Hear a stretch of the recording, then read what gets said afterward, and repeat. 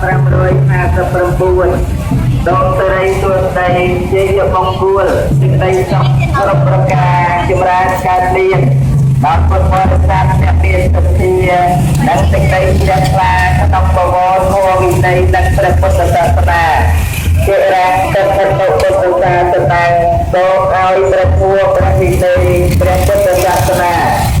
បាននៅអង្គការជាយូរអង្វែងក្តីសុខដើម្បីសេចក្តីចម្រើនសម្រាប់ឲ្យសូមអនុមោទនីសូមពុទ្ធបរិស័ទរីករាយជ្រះថ្លាកិត្តិយសបូជា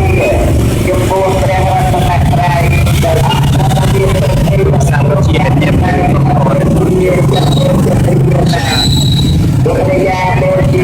ការជ្រះថ្លាការបង្ហាញនិងពុទ្ធបរិស័ទបូជាតាមទាំងជាលក្ខណៈតាមជាអង្គនិងជាសេរីសុខใจដ៏ឧត្តមឧត្តម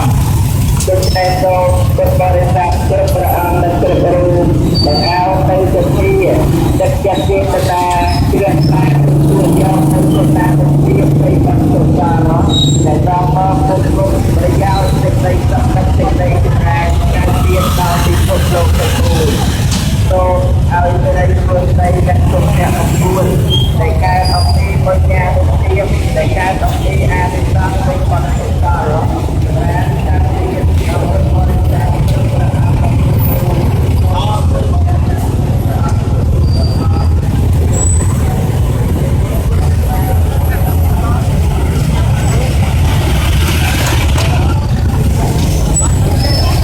ពុទ្ធបរិស័ទចូលរួមច្រើន